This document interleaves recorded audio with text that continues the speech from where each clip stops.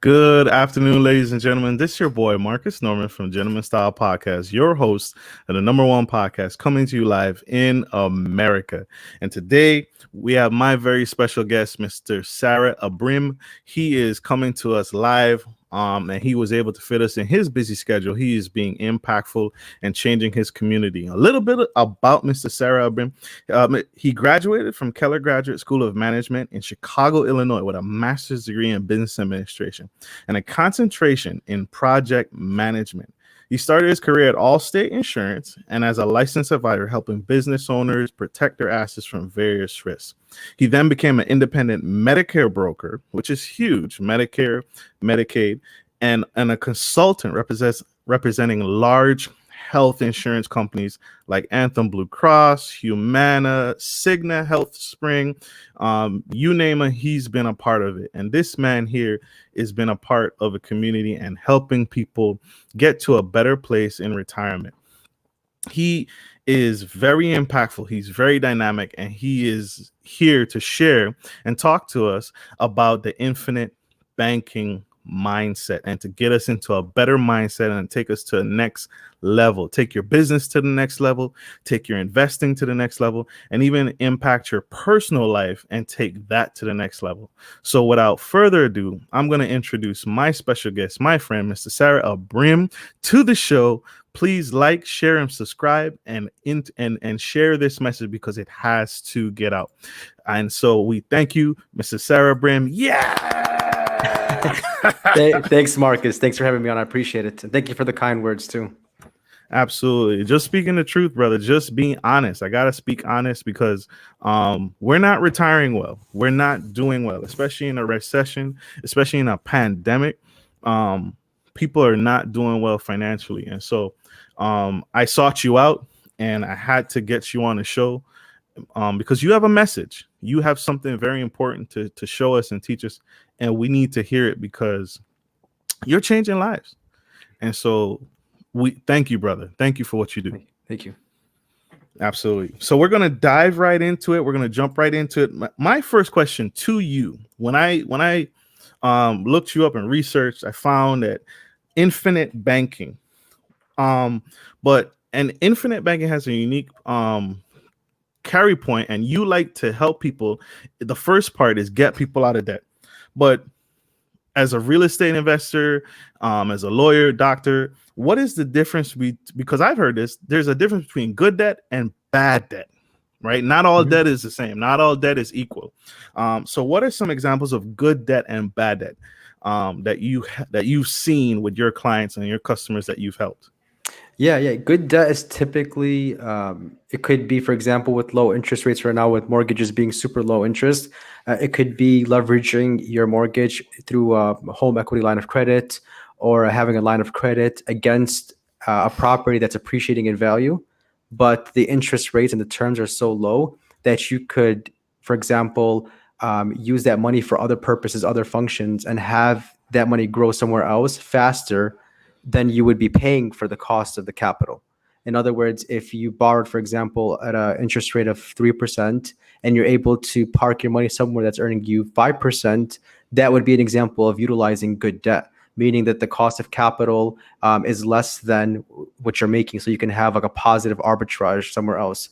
And then, of course, like bad debt would be the opposite of that. It would be that the costs are so high that it's interfering with your financial goals, like credit cards. Like if you have, for example, credit cards with like a 16% APR, and let's say your balance is like $10,000, most people will never pay that off. Like it's almost like you're just renting the money. Like your balance is $10,000, you paid $500, it goes down to $9,500. Your interest is $350, it goes back up to $9,850. It's almost like you just have a bucket of water and there's water being poured on it while you're pouring the water out. It's nothing. There's no progress really, So that would be an example. Exactly. That would be an example of bad debt, a high interest, and it's also very unfavorable to the credit card companies, to the lenders. and you can't really leverage. If you're at 15, 16% APR interest, there's no leverage on your part. There's nothing really good that can come towards your way. So I guess the biggest distinction between good debt and bad debt is the leverage, what you could do with that money, and then what happens when you do with what you do with that money. What happens later after you've invested it, after you've saved it? What are your results? And I think the results are really differentiate what determine good debt versus bad debt. That's true. And that's true, right? And that's really powerful. What is that debt used for? Is that debt used to buy me that, Gucci bag? Hey Gucci, help me out. Or is that debt used to purchase something that is gonna give me a return on that money? So it sounds like anything can essentially be good debt because of its intended purpose. Is that what you're saying? Yeah, absolutely. Like for example, student loans, we're at $1 trillion right now in student loan debt. Woo! Yeah, but on an individual level, let's say, for example, you borrowed money to go to college. Now, this is subjective. It's going to probably raise a lot of eyebrows. Like a lot of people hate their student loans, but at the same time, if you could use student loans, usually student loans are like 3%, 4% interest. If you could utilize those to get a high paying job, or a high pay, or to become an entrepreneur, use it, even though you don't need to have a college degree to become an entrepreneur. But let's say you did that, you're in student debt because of being an entrepreneur. That would be an example of good debt. You're utilizing the debt at a low interest rate to get ahead in life. That's true. That's true. And you're right. That is subjective, depending on who you are or what degree you're working towards. A lot of people, that's you brought it up. That's a sensitive topic, right? When it comes to student loans, because a lot of people are, they work very hard, but the grand scheme of things, are you using that debt to become a doctor, or are you studying and going to school to become an underwater basket weaver? And so what is the return? It's unfortunate. It's such a powerful thing, because there are teachers, right? And my dad was a teacher. My father was a teacher. Without teachers, there'd be no other professions. Mm-hmm. Absolutely. And it's crazy because they don't get paid that equals their level of, what they've paid out in a master's degree or a doctorate degree to attain that certification or that license in teaching doesn't correlate to actual dollars when they actually go to work. And it's a shame. Mm-hmm. But the doctor, the brain surgeon, the lawyer, you need him to go to school. We nobody's gonna let him, operate without some schooling. And so that's why he demands a high wage. So that's powerful. So, he may go to school for 8 years, the doctor or lawyer, or a couple years, but he's gonna make 6 figures or close to out the gate. Yeah, absolutely. That's powerful. So we're here today to talk about infinite banking and the infinite banking mindset, and how that can better our lives and make us better individuals. The infinite banking system revolves around, how do I bank on myself? How can I use infinite banking to eliminate that debt? Yeah, so I'll just back up a little bit and talk about what is infinite banking. Infinite banking, the infinite banking concept is the same as the bank on yourself concept. It's just different trademarks, different brand names. And what both of those do, what infinite banking and the bank on yourself concept do, is they use dividend paying whole life insurance mainly for the living benefits, for the cash use while you're alive. And for those of you who are not familiar with whole life insurance, it pretty much has 2 functions. It has the cash value function, and then it has the death benefit function. The infinite banking concept, or the bank on yourself concept, is mainly geared towards the cash value. And with the cash value in the whole life policy, it has a lot of benefits that you can't find in other places, like in checking accounts, savings, money market, CD accounts. The cash value of a whole life insurance policy grows every year. The policy earns dividends from the company it's a part of. So it earns dividends and interest at a guaranteed level. The dividends aren't guaranteed, but the interest is guaranteed. However, we only work with companies that have been paying dividends for over 160 years. So this policy gets dividends and interest, and it grows every year. And you always have access to this money in the form of a loan. Now, Marcus, the form of a loan, that's a really important piece to note, is that, for example, if you have a whole life policy and you have $100,000 in cash value available use in the policy, and let's say you're a real estate investor and you come across a real estate deal that requires you to invest $50,000, you're not going to subtract $50,000 from $100,000. you're going to borrow against that. And the reason why that is super important is because your $100,000 keeps growing and keeps compounding as if you never touched it. Meanwhile, the cost of capital for borrowing that 50,000 from the insurance is going to be less than what you're earning on the policy. So the policy continues to grow, the $100,000 continues to grow, and when you pay back the loan, you're going to have an arbitrage within the policy. Let's say, for example, you paid back over the course of 5 years, you've paid back like $53,000 in principal and interest to the insurance company. Your policy would go from like 100 to 165,000. So now there's like a split of $12,000 that you made in the policy. So as a real estate investor, you've made money in your policy and you've made money outside through the real estate deal. And you could do this with, rental properties or fix and flips, however you want to structure. And that's a really important thing too about the infinite banking concept is you get to control the terms of repaying the policy back. So however you want to pay back, if you want to pay back in 6 months, you could do so. If you want to pay back in 5 years, you could also do so. And with all these living benefits or cash benefits of the policy, people have gotten really creative. They've used them for real estate investing. They've used them to buy stocks with them. They've used it to pay down debt. Because here's the thing: if you are, for example, if you're making money, right, and let's just say you're making $100,000 a year, and you have debt, credit card debt that you're paying. Let's say you're paying back $20,000 in credit card debt. Now you're making that money, right? And then you're taking that money, the cash, and moving it to your next hand to pay the credit card company. But the problem is that when you take the cash from your checking account, for example, from your job, and then you pay your credit card down, you're no longer earning interest on that money that you could have earned. Rather, if you could figure out a way where you take your cash from your job or from your investments or from your business, put it somewhere that earns interest, borrow from that, use that to pay expenses, to pay down debt, to pay down other things, and then you become your own source of financing. So this way you don't interrupt the growth of your money. And Marcus, this is exactly what banks do. Banks have whole life insurance policies.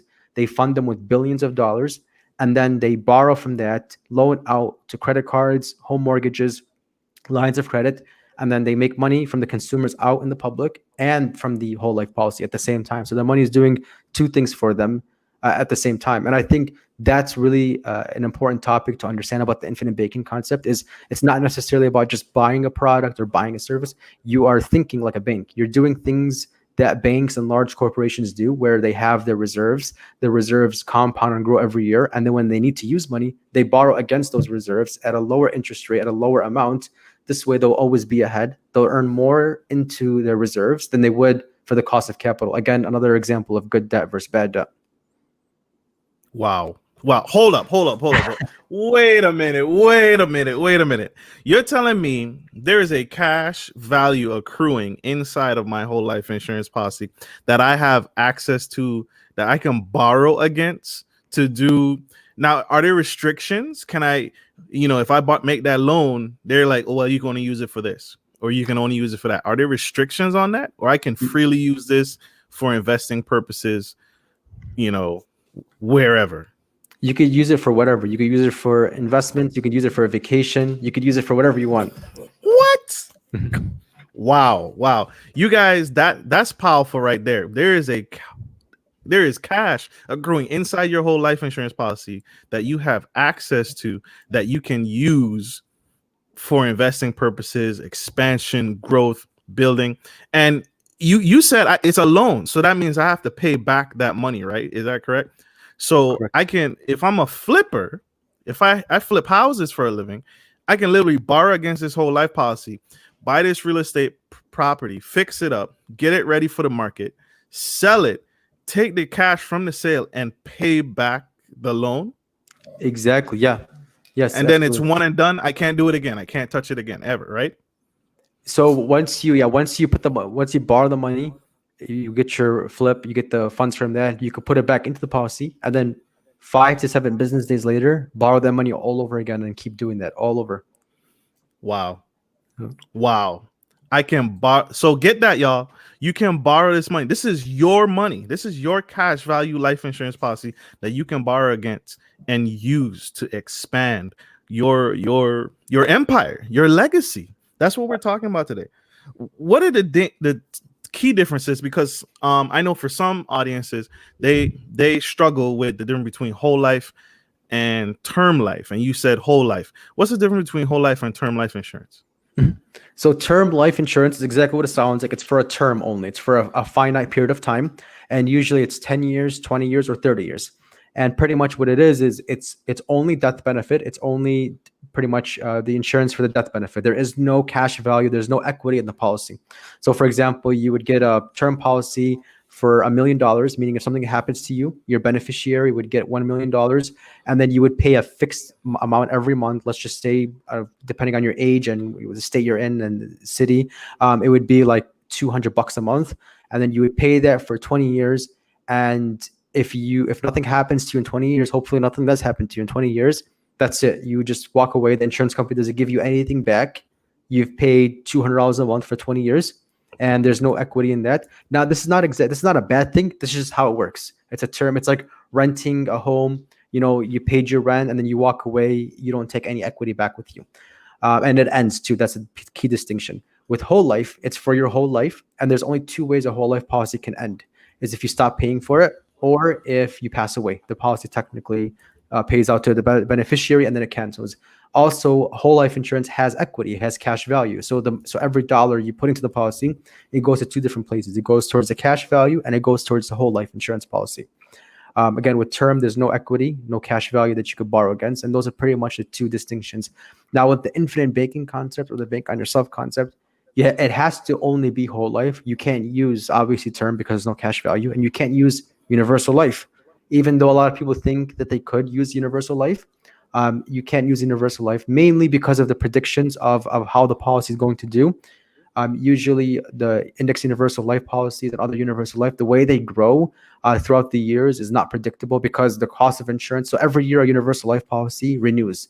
So as it's renewing every year, it becomes more expensive to maintain, because as you get older, you become more of a risk to the insurance company. So the insurance company keeps reevaluating the risk every year, thus increasing the cost of insurance, which then hinders your cash value and other projections about the policy. Whereas whole life insurance, the fees are mostly in the first couple of years, and then after that, the policy becomes cheaper to service, to fund, and then the cash value eventually outpaces what you're putting into it. Plus, you have the cash, you could have the loan part of it, and that's one huge part. It has to be whole life. And then a second part is it has to be from a mutual insurance company, not a stock-owned insurance company. So mutual insurance companies give their dividends and profits back to the policy owners. So the customer, the policy owner, whereas stock-owned insurance companies give their dividends and profits back to the shareholders. So it has to be a mutual insurance company. And then to take it to another level, it has to be non-direct recognition as opposed to direct recognition loan. The differences is, as the previous example of having $100,000 in cash value, if you borrow $50,000 against the policy, the insurance company, if it's a direct recognition company, they would recognize that loan and then reduce the interest and dividends based on the outstanding loan. They would say, because you have an outstanding loan, you're not going to get dividends this year, or the interest rate for you is lower because you have an existing loan. So it would deter you from borrowing against the policy. Whereas the infinite banking concept mainly deals with non-direct recognition. So they don't recognize the fact that you have the outstanding loan. That is a huge part. That's a really important part. So whole life insurance, mutual, and non-direct recognition. That's powerful. This is powerful, y'all. This is powerful stuff from Mr. Sarry Ibrahim here. He is breaking through the barrier right now. He's blowing my mind, because you are opening a door that people probably never realized they had access to this money in their whole life insurance. They probably paid into whole life insurance policies most of their lives, and there's just money sitting there waiting to grow. And it's powerful because, just like you said, if you have a $500,000 life insurance policy and you have cash in there, you can borrow against the cash in there, and the policy still builds up and it still earns interest based off of the same amount. You didn't reduce it by the loan. Mm-hmm. So as if you never touch the $100,000 in cash value in the policy. That's powerful. Yeah, it is. Yeah, it's really powerful. It keeps growing. We're going to take a question from the audience. Is that okay? Yeah, that's fine. We have one question here from Miss Shanique Henry, and I'm going to read it out loud. What is the interest on the loan from a whole life policy? All right, Great sounds good. Yeah, question. yeah. Thanks, Shanique. So pretty much the interest on the loan from the companies we represent is typically 5% simple on an annual basis. And then, of course, when you borrow that money, you're still earning interest on your money. So you're borrowing at 5% simple interest. And while your money's there, it's usually growing at 5 to 6% compound interest. That's how the money grows. So, in other words, you're borrowing at simple interest and you're earning at compound interest. So your money will outpace what you are borrowing. For my audience, can you tell them the difference between why is that important? Why is simple interest important for them to know between compound and simple interest? Can you explain that for them real quick? Yeah, so simple interest pretty much calculates, for example, 5% towards the outstanding balance. And then it calculates it based on what you have outstanding. So if you took out a $10,000 loan and then you paid back $1,000 a month towards it, they're going to calculate 5% simple interest at a lower amount. Whereas compound interest would be, for example, like 5% times 10,000, that's 500. And then the 500 would get added onto the principal. So now you have an outstanding loan of 10,500, and then it would compound again. So it would be 10,500 plus 5% interest on that. So this is how a lot of people like don't get out of credit card debt, because it's compound interest. So it's kind of like the insurance. So the credit card company is charging interest on interest, whereas simple interest is only interest on the outstanding balance. That's powerful. That's powerful. Thank you for that. I appreciate that. And that's crucial, right? It's important for us to understand that, y'all, that simple interest and compound interest. Compound interest is where the magic happens. Yeah. And Mr. Ibrahim broke that down for us so delicately, so amazingly, so incredibly. Thank you. Great question, Shanika. I appreciate you. That's powerful. And so how do people get started in the infinite banking system? How do people, do they have to go out and because not everybody qualifies for, not everybody qualifies to get an appointment with you. So how do people get started in the infinite banking mindset? So the first step is to understand the infinite banking concept, or the bake on yourself concept. You can go to YouTube. There's a lot of podcasts. There's a lot of information out there, a lot of content for free that you can Google or go to YouTube and search. Search for Nelson Nash, he's the one who invented the infinite banking concept, or Pamela Yellen. She invented the bank on yourself concept. There's a lot of free content out there. There's free books. So understand how it works. Understand how you can use it relevant for what you want. For example, if you're in debt and you want to use this to get out of debt, specifically understand infinite banking for debt purposes. If you are a real estate investor, understand infinite banking for real estate investing purposes. Once you kind of have an understanding and you've seen the videos, the podcasts, you've read more about this, then you can reach out to us for a free consultation. We do like a 15-minute call just to see if we're on the same page, that you want to proceed. We've had some clients reach out, about like mutual funds or, loans and other places. We don't usually work with those services. So we want to just make sure we're on the same page. And then if we are, the second step to that would be a 60 to 90-minute financial analysis. This is the most important piece to the puzzle. This is where we're just asking questions, and we're asking about your current financial situation, your financial objectives, your needs, wants, where you want to go, and how you want to use this, the infinite banking process, to get to your needs and wants and your goals. So that's pretty much a second step, the financial analysis. And then the third step is the personalized solution call.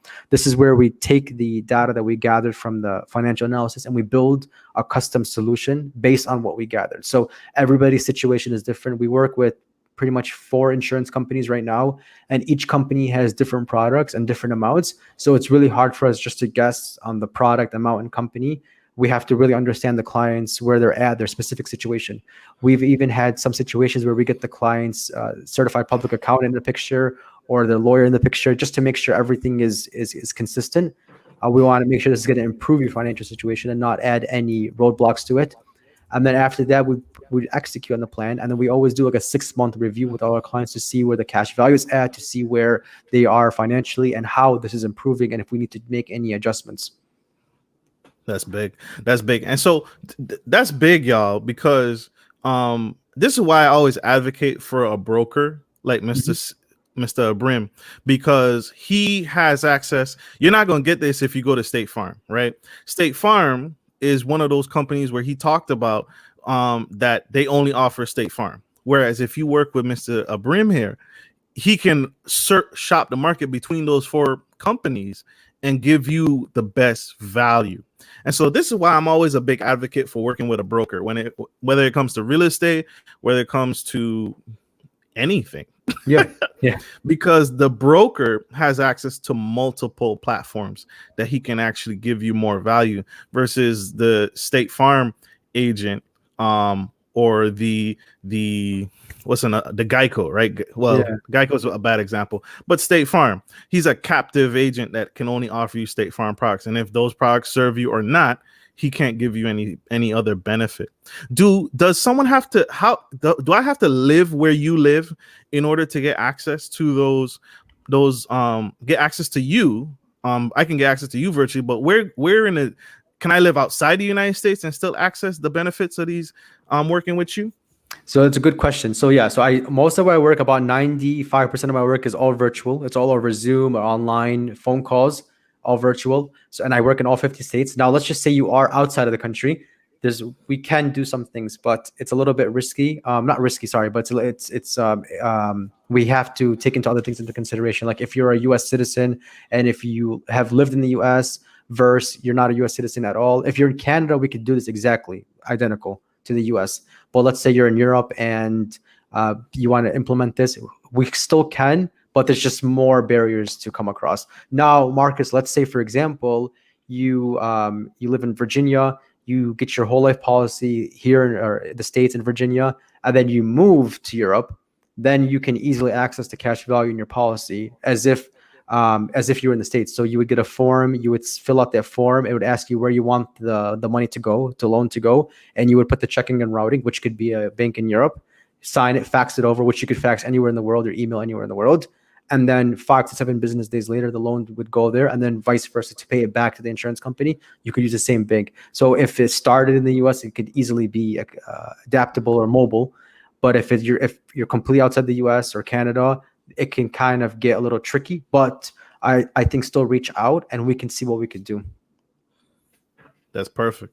That's powerful, right? Because listen to what he's saying, y'all. He and his company is going to guide you every step of the way. And even 6 months after the policy is enforced, he's going to follow up to make sure this policy is growing in the way that we need it to grow.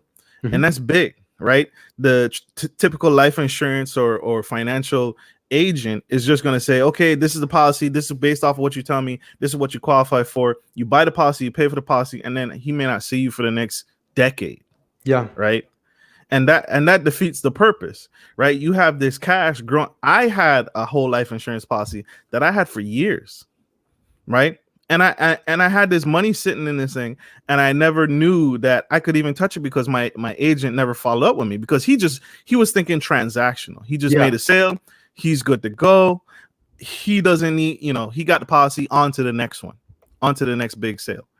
Yeah. Mr. Ibrahim here is going to work with you to make sure this policy is accomplishing what you told him in that initial consultation, that initial workup. Mm-hmm. And so you're not going to get that anywhere else. You're not going to get that. Some of you probably already have whole life insurance policy and probably are hearing this for the first time ever. And that's why I needed to get him on the show to get this message out, because it needs to be said. You have another question from the audience. Miss Linda Livingston asks, do you give advice on 401ks? Yeah, I can. Yeah, I can give advice on a 401k. Of course, check with your investment advisor as well, or your tax professional. But Linda, do you have any specific questions about a 401k? Absolutely. So Linda, please follow up. Please give us a little bit more detail with that question. And we will try and get you on here. All right. So appreciate you, Linda. Great question. Ms. Shanique is back for round 2. What about United States territories? Ooh, that's a good one. So she's talking about Guam, right? Hawaii, the Virgin Islands. Can you help us? Yeah. Puerto Rico. Can you help us? Yeah, we can help. Yeah, definitely, we could. Powerful, powerful, powerful, powerful. So Shanique, he they can be insured as well. She asked, can they be insured? Yeah, Absolutely. It's a Mr. Abrim can service that. So great question. Mr. Abrim, what is the benefit in growing my money in a life insurance policy versus my bank, yeah, leaving yeah. it with the bank or leaving it in a CD? Okay, Um, a lot of benefits. Let's start with the interest you would earn. For example, we've mentioned so far that the cash value of the whole life policy eventually grows to earn about 5 to 6% every year, regardless of market conditions. So, which market? Show me one savings account right now or CD that is paying 5 to 6% every year. I got none. I got none. Okay, Nothing. because if you did, I would go to that bank. So that's one huge advantage, the interest. The second is, let's say, Marcus, that you do find a bank that pays 5% um, interest on the funds invested in the account. So the funds that are sitting there, it earns 5% interest. Now, taxes, you would have to report those. That's taxable income every year that you would have to report if you earn 5% interest on your money every year. With the whole life policy, the growth of it grows tax deferred. So you don't have to report that on your taxes every year. So it grows tax deferred, a huge tax advantage. So I guess that's the second tax advantage, purpose of it, or the benefit of it, of using bank on yourself as opposed to a regular bank account. And then the third is we're back to the loans now. So let's say, for example, you did find a bank that does pay 5% interest, and um, it does grow tax deferred. Let's say, for example, even though it doesn't, but let's just say it grows tax deferred. Right. Now, let's say you have $100,000 saved up in the savings account, but now, just like everybody else, you need capital, you need liquid, you need to borrow, for example, $20,000. In every situation, you would deduct $20,000 from your savings account. You'd go and take out $20,000. Now you're at $80,000. You've interrupted the growth of your money. Whereas bank on yourself or infinite banking, you have the 100,000. It's growing 5 to 6% every year. It's growing tax deferred, and then now you do need the 20,000. You go and you borrow against it. And when you borrow against it, you don't interrupt the growth of that money. It keeps growing, keeps compounding. So you're never. So most Americans are up and down in their savings. They're up and then they're down. It's literally, if you were to see the average savings history for somebody, they're up and then down, because every time they save money, they have to go back down to zero when they use those savings. Whereas whole life insurance and the use of whole life insurance, when you borrow against it, you have a steady increase every single year, because your base is growing guaranteed regardless of market conditions, and you're borrowing against the money. You're not withdrawing the money. It's a huge difference. That's powerful. That's powerful. So the key thing, y'all, I need y'all to really tune in on this. This is not a one-stop shop, get the policy, go out and buy real estate, and you never see him again. This is a continuous follow-up relationship. You have to establish a relationship with Mr. Ibrahim and his company in order to stay on track. Because if your policy isn't growing fast enough, or is not growing the way that you need it's not going to be able to serve you in the future. And that's huge, right? In today's age, in today's economy, where we are struggling to find, when I worked in the banking industry, and this lady had over $100,000 in a CD for an entire year, and $100,000 only earned her $50. That was heartbreaking. She came in a year later. She literally, to the day, she had it on her calendar. She came in, she started the policy, let's say January 1st, 2020, came in January 1st, 2021 to see how much the money had accrued. And it only, the $100,000 she kept in the CD had only grown to $50. She immediately canceled the policy and said, give me whatever money I made and give me whatever I invested. And obviously, CDs, depending on the term, have a cancellation penalty. Yeah. So the penalty, this is terrible. The penalty was $50. Oh my God. So it was a wash. So it was a wash. She got back the $100,000 Yeah. and nothing else. The cancellation fee ate up what she had accrued over 365 days in interest. Yeah.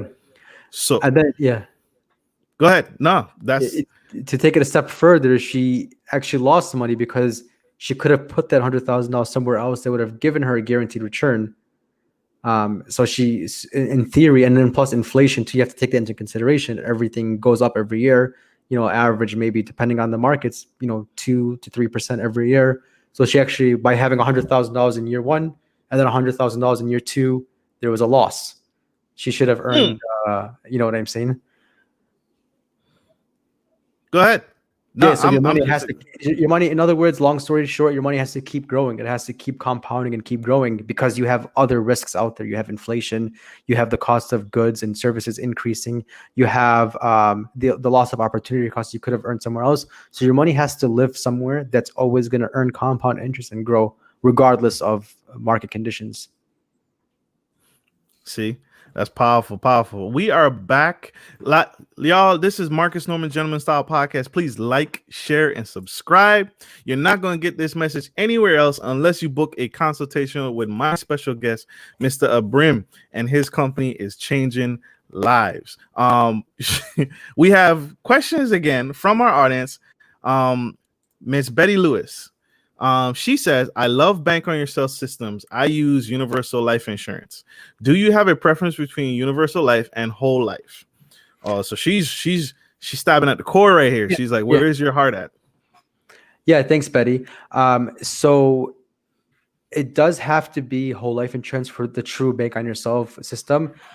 Index universal life policies are good. I don't want to bash them completely. They have good, but the only thing that I don't like about index universal life is it's hard to judge how much they're going to cost in the future because it keeps renewing every year. And as you get older, the policy becomes more expensive to maintain.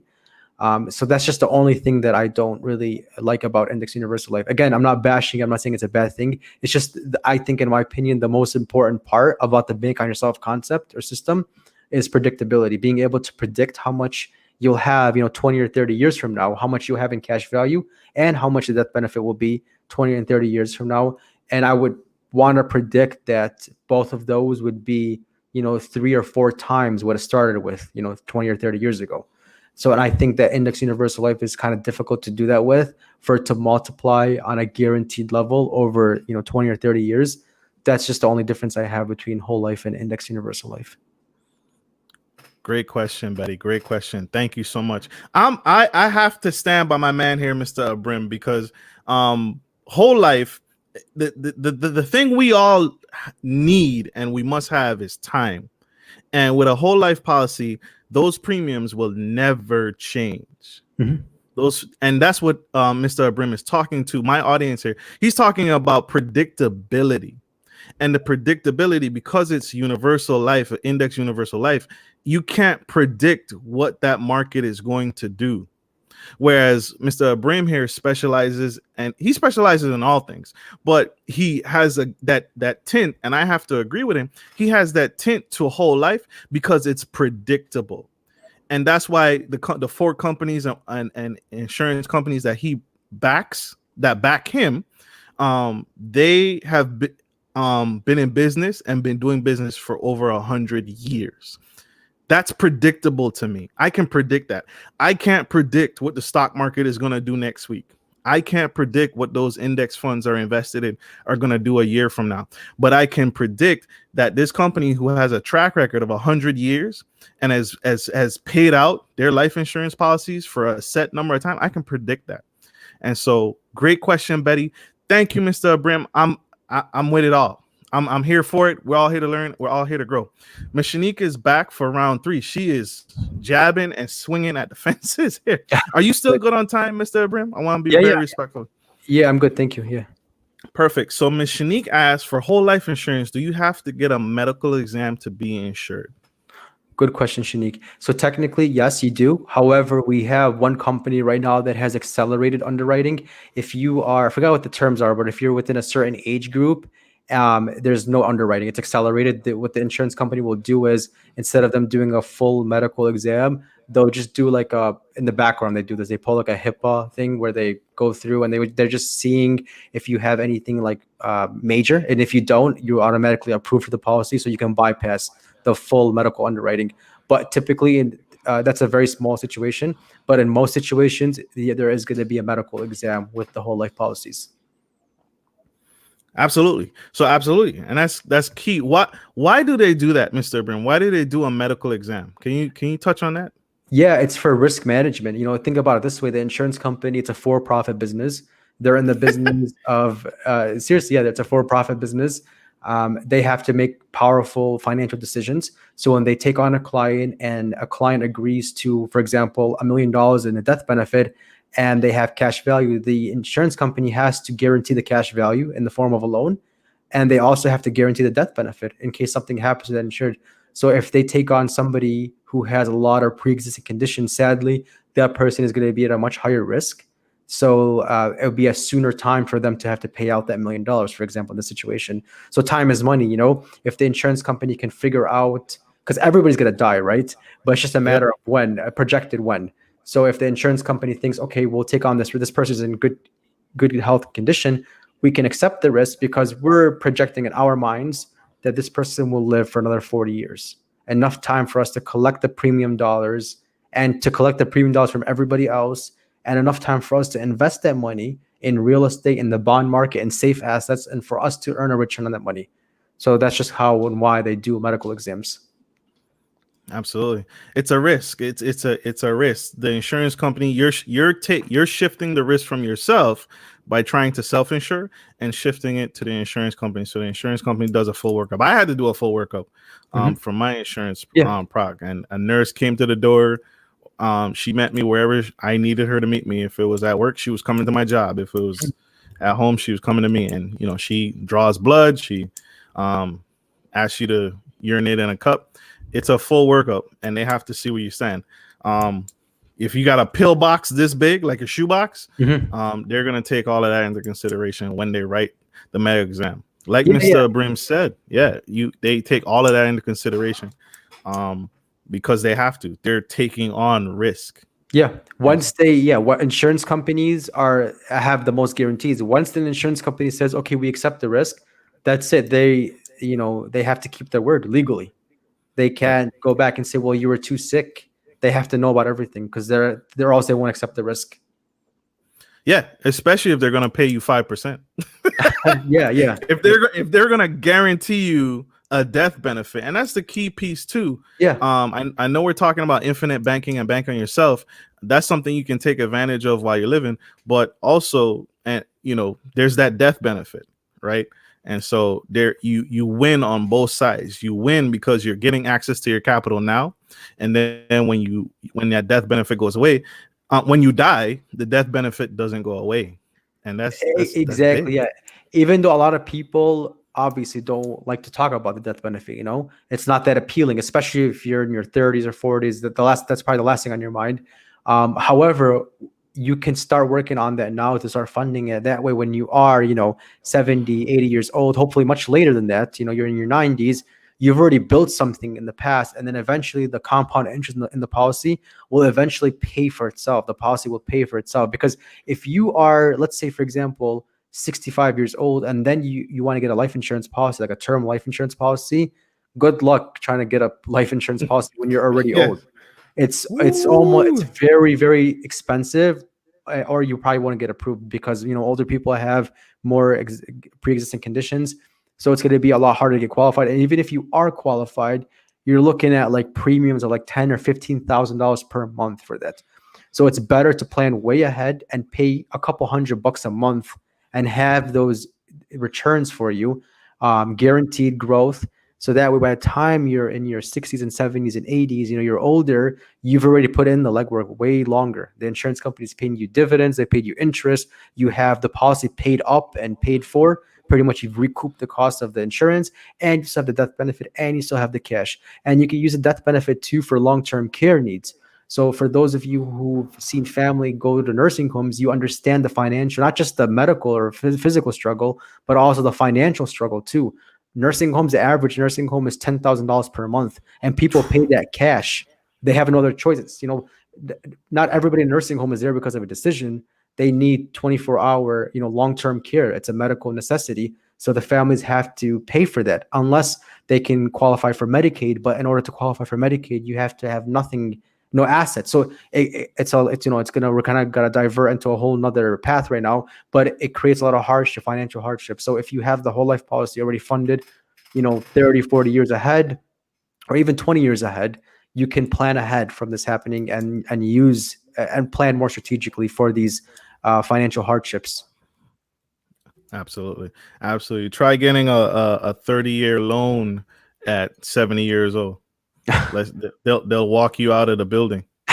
I mean, for real, the retirement age is what, 65 and a half, 70 years old. Try applying for a loan at 70 years old, talking about you need to pay for your long-term care plan, or Oh trying yeah, to pay for your they're going to walk you out of the building. There's no way, because they know you're not going to live long enough to pay this back. yeah, that's true. Yeah. It's so powerful. This is so powerful. Miss Betty is on a roll here.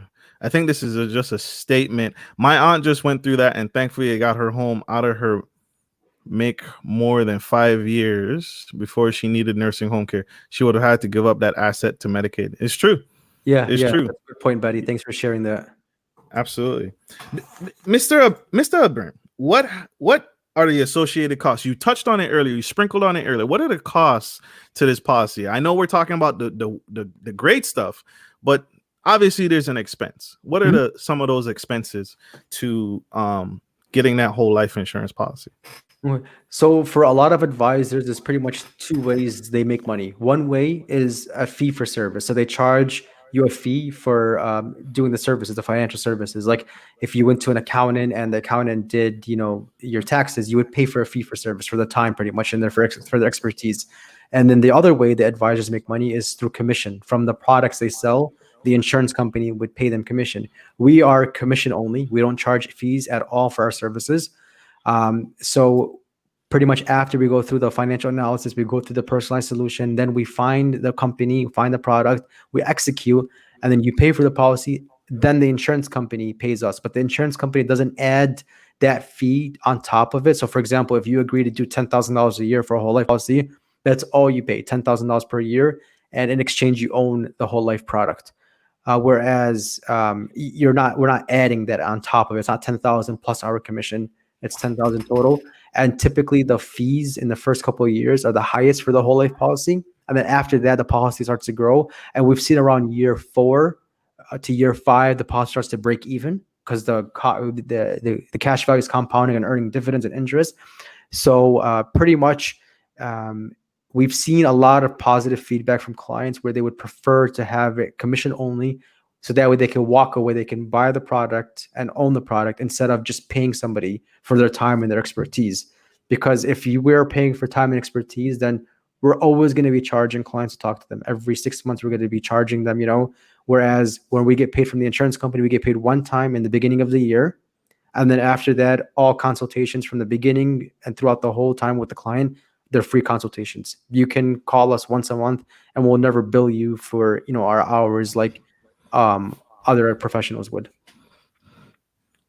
Amen. You hear that, y'all? So there's no, this is a relationship. Like I said, you're working with him and he's helping you get to a better place. And you pay the initial fees up front, all factored in. Mm-hmm. It's already factored in. You don't pay him, he gets paid by commission. Mm-hmm. And he's going to help you grow your legacy from there on out. And that's big. That's huge, right? That's different from the consultation that you would get at a financial advisor. You may be paying $200 an hour. Yeah. Mr. Ibrahim isn't doing that, right? Just a talk with him. He's not doing that. And so that's why I had to get him. I keep saying it. I had to get him on the show. Thank you. Yeah. I had to get him on the show. This is a great question. What happens? I'm in my prime. I'm living life. We're in COVID season right now. This is major. We're in COVID season right now. And I got with you. I work with you. You found me the perfect policy. I borrow that money and I'm out there. I bought this apartment building. I'm fixing it up. And then I catch COVID and die. Okay. Hopefully it never happens. I hope it. Yeah. I hope it never happens too. But we're in a recession, we're in a pandemic, COVID-19. We're at 1 million Over a million people have died from Yeah. this thing, nationwide. So it's real, Mhm. and we have to talk real. We talk real on this show. Yeah, yeah. So what happens? I'm working with you. I borrow the money. My policy is five. Let's say it's $1 million. Mhm. I borrow some money from the cash reserves in it. Take that loan. I buy my investment property, and then I catch COVID and pass away. What happens to that policy? So pretty much the insurance company would take your death benefit and then subtract the outstanding loan and then pay your beneficiaries a difference. So if you had, for example, $1 million death benefit and then a loan of $100,000 outstanding, your beneficiary would get 1 million minus 100,000 to a total of $900,000 tax free. You heard it, y'all. Tax free. So you're not, like Mr. Ibrahim described, you're not going to get that from your savings account. Your savings account isn't going to do that for you, right? Right. You can, if you have $100,000 in your savings account and you take that money out, it's gone. Yep. Your legacy is done. It ended with you, with Mr. Ibrahim and his partners and his company. You take that life insurance, you take that cash value, you've capitalized on the money that you took out, and your legacy is still saved. Mhm. You didn't lose the policy. The policy will still pay out the death benefit, which is what whole life is originally for. Mhm. But we never got access or never got educated about the cash value. Yep. This is powerful. This is powerful, powerful stuff. Oh my gosh. Oh my gosh. What are 3 books would you recommend for my audience today, Mr. Ibrahim? Yeah, this is kind of hard. I have to think really deep about this. But a book called Mindset by Carol Dweck. That's a really good book. And the second book, of course, Think and Grow Rich by Napoleon Hill. And the Love that third book. book, Becoming Your Own Banker by Nelson Nash, which is exactly what we've been talking about this whole time. He is the father of the infinite banking concept, the person who invented it. He wrote a book on it called Becoming Your Own Banker. He talks about the intricate parts of whole life insurance and how it's like a financial ecosystem that you want to own your own financial ecosystem. You want to own your own banking system and not just rely on, commercial banks. Absolutely. Absolutely. Who are your heroes? Who are your heroes, people that you hold in high regard, or who do you follow? Who's gives you drive, and who's just like, wow, that guy or that girl? Yeah, yeah. So one of them is Mr. Mark Willis. He is my mentor. He's the one that got me into the Bank on Yourself world. He's trained me throughout this whole process. He got me into podcasting. Yeah, definitely. If it wasn't for him, I probably would have never done any of this. Absolutely. Absolutely. Amen. Thank you, Mr. Mark Willis.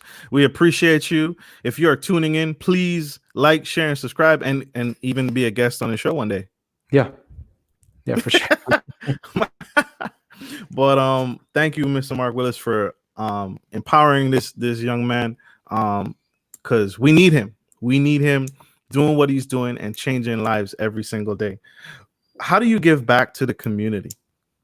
Yeah, so I love spreading this message, and not just this message only, but I've become very active in just giving free financial advice. If you're looking to, if a friend is looking to rebuild their credit, to get out of debt, to do whatever I can, I want to give as much free advice as possible. My goal is to give 1,000 free financial consultations a year. It has nothing to do with the infinite banking world. Just completely free advice, just to be a resource, for friends, family, associates, whoever needs it. That's how I give back to people. That's powerful, powerful, powerful, powerful. See that he's big on the community. He wants to help over 1,000,000 people. He wants to help. It's not even at that point, it almost sounds like it's not even about the money, which Yeah. is important. That fiduciary responsibility. Mhm. How can people reach you? How can people get a hold of you? How can my audience, connect with you, and come on board? Yeah, so they can go to finassetprotection.com, FIN assetprotection.com. And then in there's a link that you can book a free appointment. You could also send me an email. You can give me a call, whatever is easier for you. As mentioned, the consultations are free, and nothing to be obligated to. Just a free. If you could do a 15-minute call just to get an idea of this. Also, if you reach out as a special for you, Marcus, and for your guests, if they reach out, I'll send via Kindle a free book, the Bank on Yourself Revolution book. I think it's like $15 or $20 on Amazon, but I'll send it to you for free. I'll pay for it. It'll be a Kindle like delivery. Um, if it's from your guests.